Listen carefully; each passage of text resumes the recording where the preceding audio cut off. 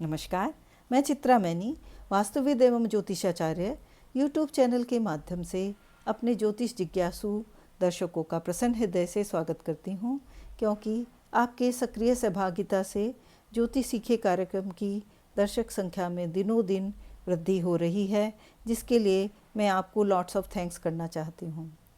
यह एक अच्छा संदेश है कि हमारा समाज इस दिव्य ज्ञान के महत्व को समझ रहा है और मेरे यह तुच्छ प्रयास आपके लिए उपयोगी सिद्ध हो रहे हैं। तो एक बार फिर मैं याद दिलाना चाहूँगी कि आप अपने मित्रों, सगे संबंधियों को भी मेरे चैनल को देखने और सब्सक्राइब करने के लिए प्रेरित करें और दिन के 24 घंटे में से मात्र 10 मिनट इस दुर्लभ ज्ञान को अपने आध्यात्मिक व्यायाम के रूप में अपनी दिनचर्या में स्थान देना सुनिश्चित करें। दर्शकों, आज हम 12 राशियों में से जल तत्व 3 राशियों का व्यापक परिचय प्राप्त करेंगे। तो सर्वप्रथम इस कैटेगरी में चौथी राशि कर्क से प्रारंभ करते हैं। आकाश में इस राशि का आकार केकड़े के जैसा होता है। यह राशि 90 से 120 अंश तक होती है। यह ब्राह्मण वर्ण, चर स्वभाव, सौम्य, जल तत्व, सम राशि, स्त्री जाति, सफ़ेद रंग, रजोगुणी तथा पृष्ठोदय होती है। यह राशि मनुष्य के वक्षस्थल तथा हृदय को प्रभावित करती है। यह राशि उत्तर दिशा में बलवान होती है। इसका प्रिय रत्न मोती होता है।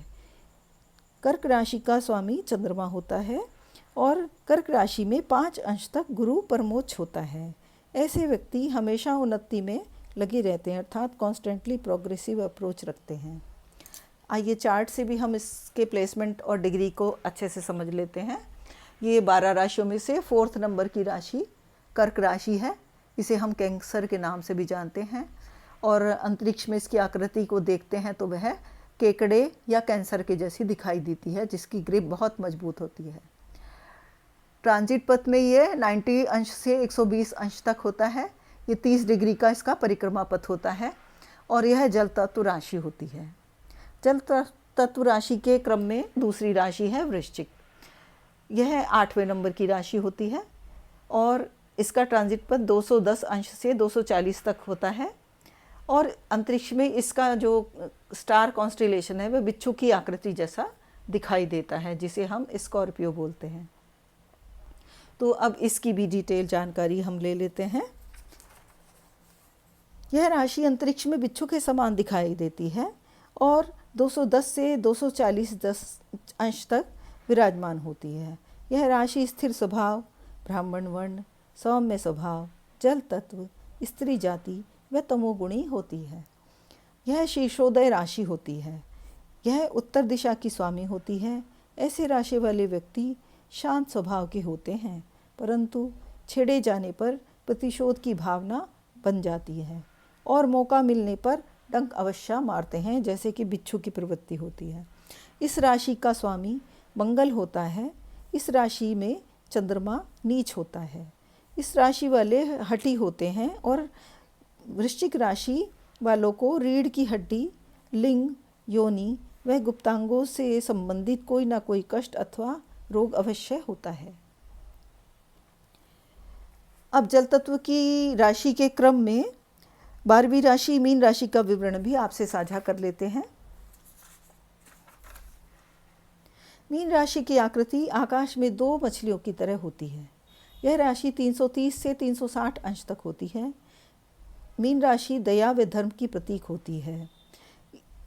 इस राशि के व्यक्ति मध्यम शरीर, ब्राह्मण वर्ण, दुस्वभाव, सौम्य प्रकृति, जल तत्व, सम राशि, स्त्री जाति, पीले रंग वाली, सात्विक स्वभाव व उभयोदय होती है।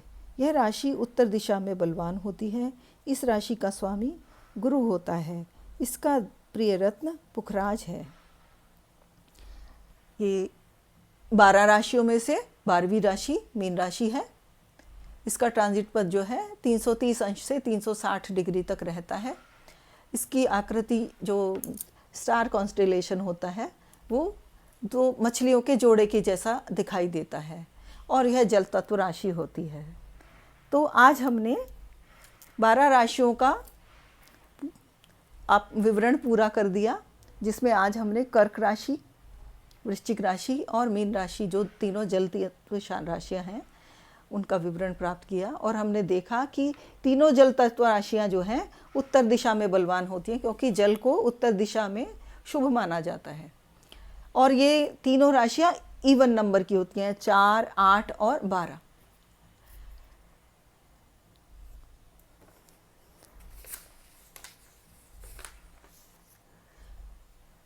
दर्शकों, आप जानते हैं कि 12 राशियों के 27 नक्षत्र होते हैं, जिनमें से 6 नक्षत्र गंडमूलों की श्रेणी में आते हैं और 5 नक्षत्र पंचक के नाम से प्रख्यात होते हैं। तो आज हम पंचक के विषय में भी सूक्ष्म जानकारी प्राप्त करेंगे, क्योंकि समयाभाव के कारण नक्षत्र के चैप्टर में हम इस टॉपिक को सम्मिलित नहीं कर पाए थे। मैं आपको यह भी बताना चाहूँगी कि एक अभिजीत नाम का नक्षत्र भी होता है, जिसे 27 नक्षत्रों से अलग रखा गया है। इसकी गणना 27 नक्षत्र मंडल में नहीं की जाती, क्योंकि यह नक्षत्र परिक्रमा मार्ग से काफ़ी दूर पर स्थित होता है। कहा जाता है कि भगवान राम जी के जन्म के समय यह नक्षत्र उदित था।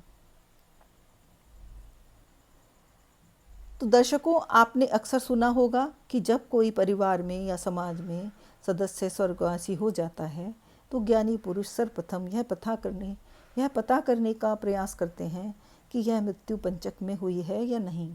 यदि ऐसा है तो तत्संबंधी उपाय का प्राविधान हमारे शास्त्रों में विद्वान ऋषि मुनियों द्वारा किया गया है, जिन्हें सुनिश्चित करना अति महत्वपूर्ण होता है।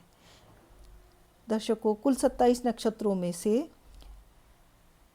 5 विशेष नक्षत्रों को पंचक की श्रेणी में रखा जाता है, जिनके नाम इस प्रकार हैं: धनिष्ठा, शतभिषा, पूर्वा भाद्रपद, उत्तरा भाद्रपद और रेवती।